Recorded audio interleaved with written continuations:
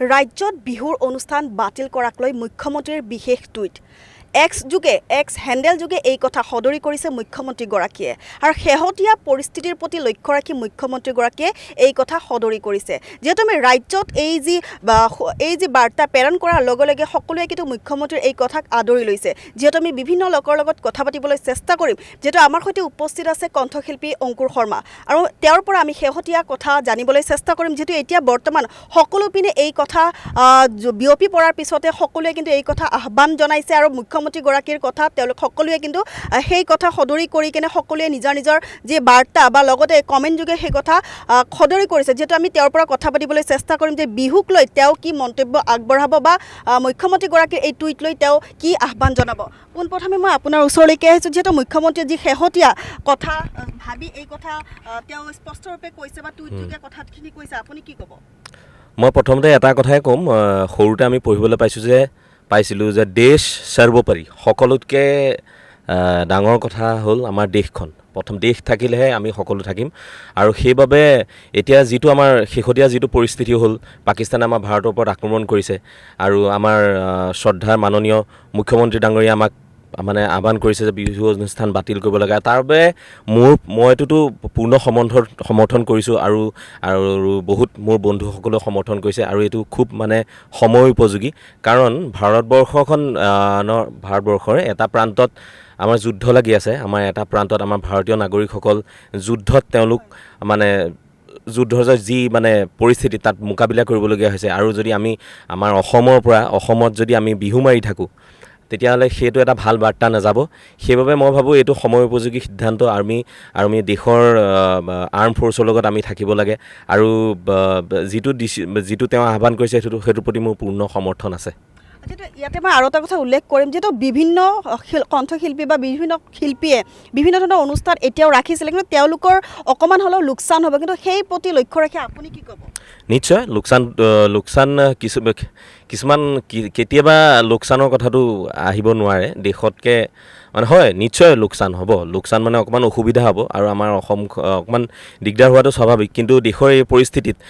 মই অলৰেডি ক'লোঁ দেশ সৰ্বোপৰি তো দেশতকৈ ডাঙৰ একো নহয় চ' সেইকাৰণে অকণমান অসুবিধা হ'ব কিন্তু সময়ৰ লগত সকলো মিলি যাব বুলি মই আশা কৰোঁ আৰু মোৰো কাইলৈ এখন অনুষ্ঠান আছিলে আমাৰ ভাস্বতী ভাৰতী বাইদেউৰ লগত আজাৰাত মানে তাৰ এয়াৰপৰ্ট কলনীতে আছিলে আমাৰ সেই অনুষ্ঠানখন মষ্ট প্ৰবেবলি বাতিল কৰাই হৈছে আমিও কৈছোঁ যে আমি নকৰোঁ কাৰণ দেশৰ লগত থকাটো এতিয়া বেছি দৰকাৰ বুলি মই ভাবোঁ যিহেতু মুখ্যমন্ত্ৰীগৰাকীয়ে কালি এই কথা সদৰি কৰিছে বা বিভিন্ন শিল্পীয়ে কিন্তু আগতীয়াকৈ তেওঁলোকে ভাবিছিলে যে আচলতে মুখ্যমন্ত্ৰী যি এতিয়া ভাবিছে সেই সিদ্ধান্তখিনি আগতে লোৱাটো ভাল আছিলে কাৰণ বহুতে এইটো পৰিৱেশত বহুতে মানে গান পৰিৱেশন কৰা কিন্তু ভাবি পোৱা নাছিলে কিন্তু এই ক্ষেত্ৰত তেওঁ যে ভাল এটা সিদ্ধান্ত লৈছে আপুনি সেইটো নিশ্চয়কৈ ভাবিব নিশ্চয় কালি যেতিয়া মই ভাবি আছোঁ যেতিয়া মই কালি ইউটিউব চেনেল বা টিভিৰ যোগেৰে যেতিয়া যুদ্ধৰ গোটেই দামামাখিনি চাই আছোঁ যিখিনি ডেভেলপমেণ্ট হৈ আছে সেইখিনি দেখাৰ লগে লগে আমাৰ শিল্পীসকলে হয়তো কিছুমানে বিহু কৰি আছে সেইটো সময়ত গান গাই আছিলে তেওঁলোকে হয়তো পৰিস্থিতিটো গম নাপায় কিন্তু আমাৰ সকলোৰে সেই জ্ঞানকণ আছে যিমান শিল্পী আছে সকলোৰে ভিতৰত কাৰণ তেওঁলোক প্ৰথমতে ভাৰতীয় নহয় জানো আৰু তেওঁলোকৰ সেই ভাৱটো আছে আৰু এইটো যেতিয়া মই টিভিত চাই আছোঁ তেতিয়া মোৰ মনতে ভাবিছে যে প্ৰগ্ৰেমটো চাগে আমি এইটো কেঞ্চেল হোৱা হ'লে ভাল আছিলে নেকি কিয়নো এটা প্ৰান্তত যুদ্ধ লাগি আছে আমাৰ দেশৰ সৈনিকসকলে নিজৰ প্ৰাণ আহুতি দি আছে আমাৰ দেশৰ নাগৰিকসকলকে বম শ্বেলিং এইবোৰ মৰ্টাৰ এইবোৰ ফেচ কৰিবলগীয়া হৈছে আৰু আমি যদি এটা প্ৰান্তত যদি বিহু মাৰি থাকোঁ যদি গাই থাকোঁ দেখিবলৈ খুব মানে বেয়া লাগে আৰু সেইবাবে মই ভাবোঁ আমাৰ যিসকল শিল্পী আছে তেওঁলোক খুব চেঞ্চিটিভ আৰু তেওঁলোকে জানে আৰু তেওঁলোকেও এইটো আঁকোৱালি ল'ব বুলি মই ভাবোঁ তেওঁলোকে হয়তো মনতে ভাবি আছিলে আজি যিহেতু আমাৰ মুখ্যমন্ত্ৰী ডাঙৰীয়াই এইটো ক'লে আৰু তেওঁলোকে পূৰ্ণ সঁহাৰি আগবঢ়াব বুলি মই ভাবোঁ ধন্যবাদ আৰু এই ক্ষেত্ৰত মই যিহেতু তেওঁ ঠিকেই কৈছে যে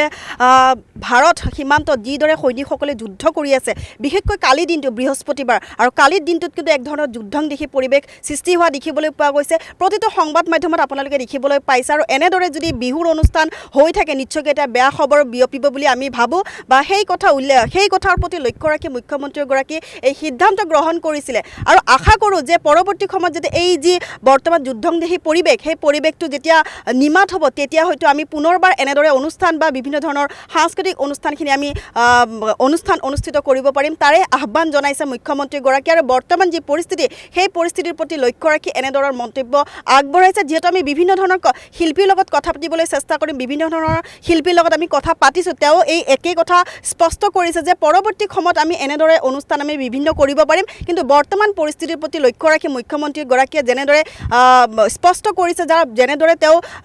এক্স হেণ্ডেল যোগে সঁহাৰি জনাইছে সেই তাৰে প্ৰতি সঁহাৰি সকলোৱে জনাইছে আৰু আমিও জনাইছোঁ আৰু পৰিৱেশৰ প্ৰতি আমি লক্ষ্য ৰাখি এইবোৰ অনুষ্ঠান আমি বাতিল কৰাৰ বাবে আমিও সমৰ্থন জনাইছোঁ চাই থাকিব আমাৰ সৈতে এনি ভাৰত 24